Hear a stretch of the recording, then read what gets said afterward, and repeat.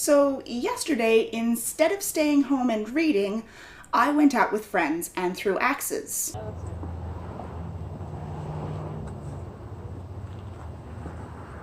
last time. I will retire after this. Retire in glory.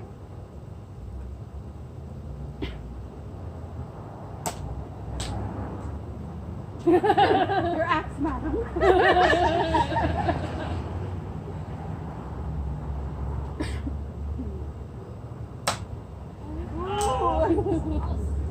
You're quite relaxed, madam.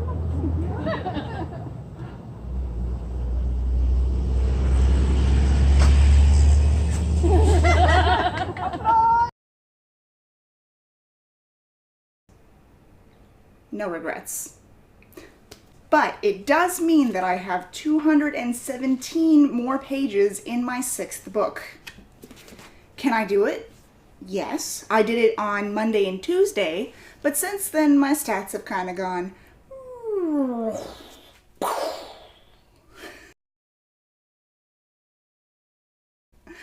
Yeah. Not to mention, this is my 6th book, not my 7th book, like I wanted it to be. So, I have some options today.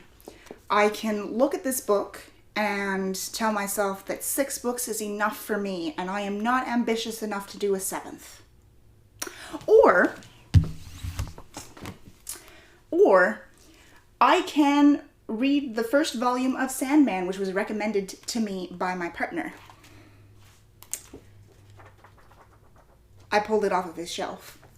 I haven't read The Sandman. I like graphic novels. I don't tend to read them very often, though. It's hopefully short enough for me to be able to read 217 pages and a full volume. You never know. I am ambitious. I am ambitious. And I have no plans for today. Fingers crossed, toes crossed, eyes crossed. Hopefully I will have time to read today so that I can end the reading rush with a bang. So today's challenge is to talk about a recommendation that changed your life. This is very interesting to me as a subject because books have impacted me in so many different ways. I am a published author and I make my living from writing, and without my love of reading, I would not have a career right now. I'd be doing something completely different, trust me. So I'm going to talk about a few of the books that have impacted me the most. Now, unfortunately, I don't have a copy of the book that first impacted me. When I was in high school, my friend Kaylee used to read romance novels voraciously.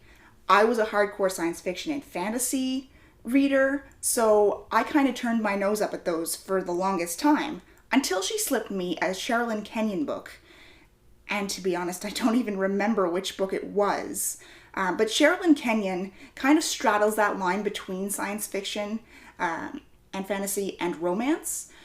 She's got a lot of fantasy elements. I ended up reading one of her Avalon books. So it was a secondary world, kind of medievalist fantasy, and it hit all of my buttons. I loved the romance in it. I loved the fantasy elements in it. And it got me to reading a lot of romance. From Sherilyn Kenyon, I went from her Avalon series straight into her Dark Hunter series. And when I was done with all of those, I picked up her books under Kinley McGregor, which were historical romance. I now write historical romance. From Kinley McGregor, I went on to Julia Quinn. And, I mean, the rest is history. I've got a huge romance section. I've got a huge romance bookcase.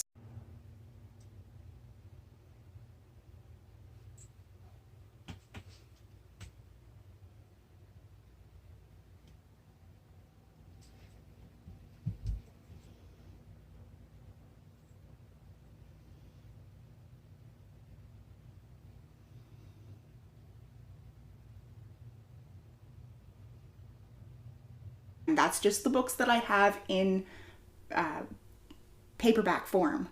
I have so many more in audio and ebook. It is ridiculous. I love romance so much.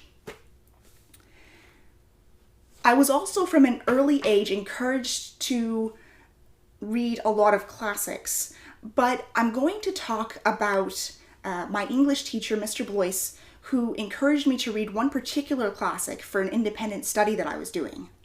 I have to admit, I don't remember what the independent study was about, but based on the thesis that I presented him, he said, "Why don't you read Pride and Prejudice?" Jane Austen is my favorite. My absolute favorite, and she has definitely influenced me in a big way. I adore Pride and Prejudice. It's the only book that I've ever been able to read cover to cover and then turn back and reread again, which I did for that independent study because I read it first to make sure that it aligned with my thesis, and then I went back and I picked out quotes that I would need for my essay. And both times it was as enjoyable to me. I've read it several times since then. I've also read a couple of her others. I haven't finished all of them yet, but I do intend to do that at some point. I just keep rereading Pride and Prejudice and Emma. Oops. Another book that was recommended to me and has really helped me, before I injured my wrists and had to give up sword fighting, I was fighting with the SCA. The Society for Creative Anachronism. And this book specifically helped me overcome a few of the psychological barriers that I didn't realize that I had when I was approaching a competitive sport like that. This book is amazing. If you are a woman and you happen to compete in a competitive sport, I highly recommend you picking up this book, even if it's not sword fighting, and reading the first part about the psychological effects that it may be having on you subconsciously. I didn't realize all of the excuses that I was making not to get on the field and not to go up against men and not to progress in my sword fighting technique until I read this book. And it's a book that I continue to revisit just so that I can shake off those lingering doubts and fears in the back of my head whenever I feel like I need it. The last book I'm going to talk about today is one that I've read this year. This book was given to me as a housewarming gift by my friend Allison, and this book is incredible. I spent the entire time texting back and forth with her my various theories that I had going through, and I've since exposed it to other friends. It's kind of like a ripple effect. Which is what I think a really good book recommendation should do. It should go from one person to another to another to another because a good book deserves to be spread as widely as possible.